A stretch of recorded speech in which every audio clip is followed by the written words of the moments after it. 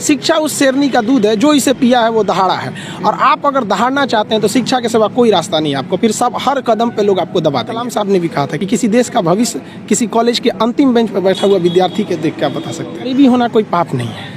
एक रेस के घोड़ा को अगर आप देखिएगा ना, तो रेस पे घोड़े पे जो बैठा होता है घोड़सवार, उस घोड़े को बहुत मारता है, इतना तकलीफ देता है कि घोड़ा को समझ में नहीं आता है कि हमको तकलीफ क्यों दे रहा है। लेकिन रियलिटी में देखिएगा ना, तो उसका मालिक उस घोड़े को जिताना चाहता है। तो उसी तरह हमारा मालिक भगवान है। अगर हमें गरीबी दे रहा है, तकलीफ दे रहा है ना, तो आप इससे घबराइए नहीं। वो मालिक हमें जिताना चाह रहा है, और आप रेस छोड़ के भाग जाइएगा तो क्या करेगा? वो तो आपको जिताना चाह रहा है। आप अगर कोई मूवी देखती हैं तो आपको 2 से ढाई घंटे की मूवी बड़ी अच्छे से याद हो जाती है। लेकिन आप कभी गौर कीजिएगा कि उस मूवी को बनाने वाला डायरेक्टर उस 2 घंटे की मूवी के लिए 2 साल से मेहनत कर रहा था, तब तो आपको याद हो गया ना। तो उसी तरह की स्टूडेंट जो होता है ना, उसके मेहनत को कम करने के लिए एक टीचर को मेहनत करना पड़ेगा, उसे प्रेजेंटेशन देना पड़ेगा, उसे अपनी भाषा में बताना पड़ेगा कि एक लड़का जो है वो भोजपुरी बेल्ट का है। भोजपुरी वालों को तो पहले ये लगता है कि हम बहुत पीछे हैं। अरे भाई, तुम नहीं पीछे हो। जितना एक CBSE ICSE बोर्ड का जानता है उतना ही तुम जानते हो। बल्कि ये जो गांव के लड़के ये ज़्यादा मेहनत करते हैं, 20-20 किलोमीटर साइकिल चला के आते हैं। किसी शहर के लड़के के लिए पॉसिबल नहीं है उतना, तो ये ज़्यादा मेहनत करते हैं। तो इनके लिए क्या होता है ना कि इनके पास सुविधाएं। स्टूडेंट्स की सफलता में 3 चीज़ का योगदान होता है। एक उनके गार्जियन का योगदान होता है। गार्जियन को भी हर पल उसको डर बना के रखना चाहिए कि भैया तुम पढ़ो इसको। दूसरा, टीचर्स का होना चाहिए। टीचर्स उसके अंदर फ्रेंडली होने चाहिए, अच्छे से समझाना चाहिए। और खुद स्टूडेंट्स का, अगर ये तीनों का संयोग हो गया ना, तो दुनिया में ऐसा कोई चीज़ नहीं है जिसे जीता नहीं जा। जिस दिन हिंदुस्तान का लड़का इस एनर्जी के साथ स्कूल में जाएगा, जिस एनर्जी से वो सिनेमा घर में जाता है किसी मूवी को देखने के लिए, उस दिन ये देश बदल जाएगा।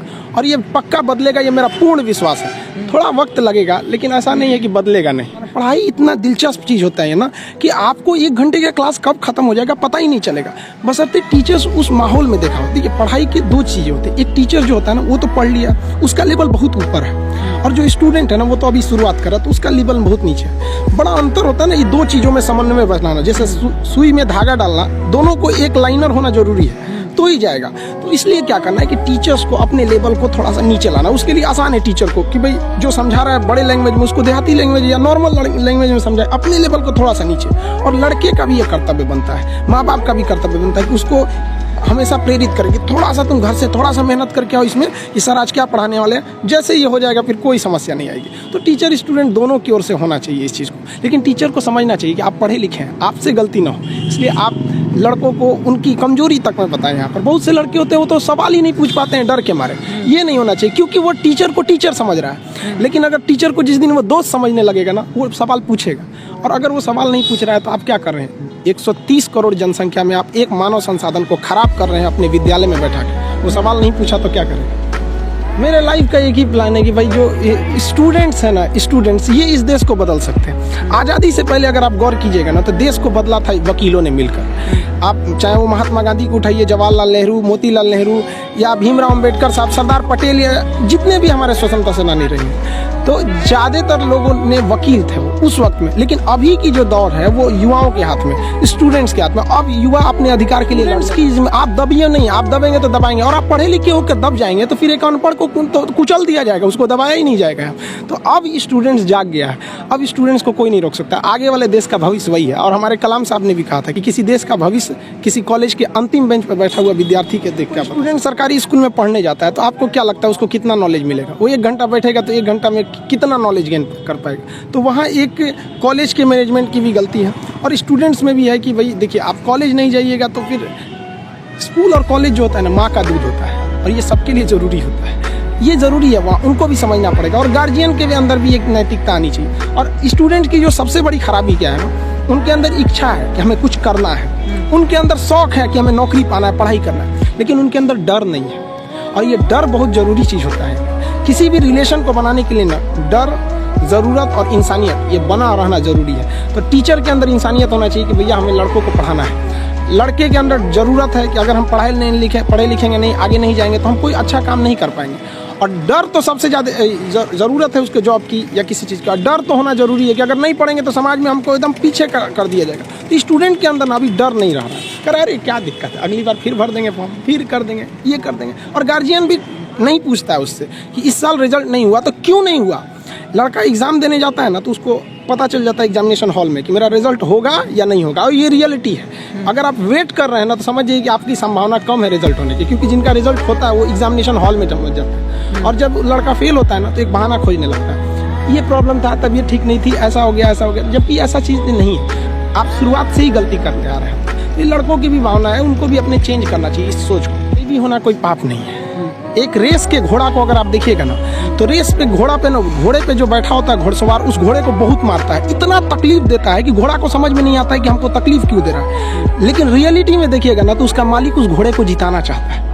तो उसी तरह हमारा मालिक भगवान है। अगर हमें गरीबी दे रहा है, तकलीफ दे रहा है ना, तो आप इससे घबराइए नहीं।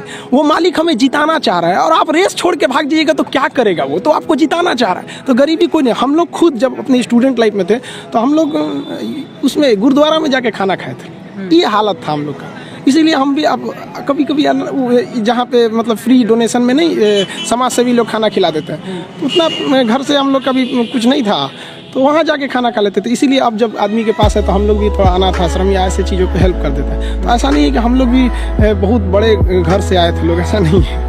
तो गरीबी कोई बाधा नहीं उत्पन्न करती है, लेकिन अगर आपके दिमाग में बैठ जाएगा हम गरीब हैं, कुछ नहीं कर सकते, ये सब, अगर एक डॉक्टर ये सोचने लगे ना कि हम डॉक्टर हैं तो फिर मरीज का अच्छा से इलाज नहीं कर पाए। अगर डॉक्टर ये सोचे ना कि हम भी मरीज हैं और ये सोच के वो इंजेक्शन लगाए कि हम अपने को लगा रहे हैं, तो फिर उस मरीज को बड़ा कम दर्द होगा। तो टीचर जब ये सोच के पढ़ाने लगेगा ना कि हम टीचर हैं, तो फिर स्टूडेंट को समझने में दिक्कत आ जाएगी। तो टीचर को ये सोचना चाहिए ना कि हम भी आ जाए एक स्टूडेंट की तरह ही, और एकदम मिनिमम भाषा, मतलब एकदम नॉर्मल भाषा में उसे समझा। जहाँ तक बात कहें ना कि सीबीएसई बोर्ड या जो बड़े लोग होते हैं उनके बच्चे अच्छे, तो देखिए एक बात बताते हैं, हथियार कितना भी खतरनाक और बड़ा क्यों ना हो जाए, चलाने वाला खतरनाक होना चाहिए। तो कॉलेज और स्कूल कितना भी अच्छा क्यों ना हो, पढ़ने वाला स्टूडेंट में अंदर मेहनत होना चाहिए। हिंदी मीडियम वालों के अंदर मेहनत ज़्यादा होता है, गाँव के लड़कों के अंदर बहुत मेहनत होता है। उसके पास पसीना होता है ना तो एसी नहीं चलाता है, गमछा से मार लेता है पसीना, हाथ में रुमाल बांध लेता है कि पसीने से कॉपी ना भीगे वहाँ पर। उसके पास तकिया नहीं होता है मोड़ने के लिए, हाथ मोड़ के लगा लेता है तकिया, वो पढ़ता है सुबह उठ के। तो ऐसा नहीं है उनके पास मेहनत नहीं, वो बहुत मेहनत करते हैं। लेकिन उनके साथ सबसे बड़ा कमी क्या है कि आज से 5 साल पहले उनके पास कोई ऐसा साधन नहीं था कि उन्हें अच्छे टीचर मिल सके। अब तो डिजिटल ही हो गया। ये सबसे फायदा हुआ है गांव वालों के लिए कि आप डिजिटल, आप गांव के किसी कोना में बैठ के इंडिया के किसी टीचर से पढ़ सकते हैं। ये सबसे बड़ा फायदा है। और अमीरों को यहाँ पहले बेनिफिट मिलता था कि जो गाँव का लड़का है, बिहार का है, यूपी का है,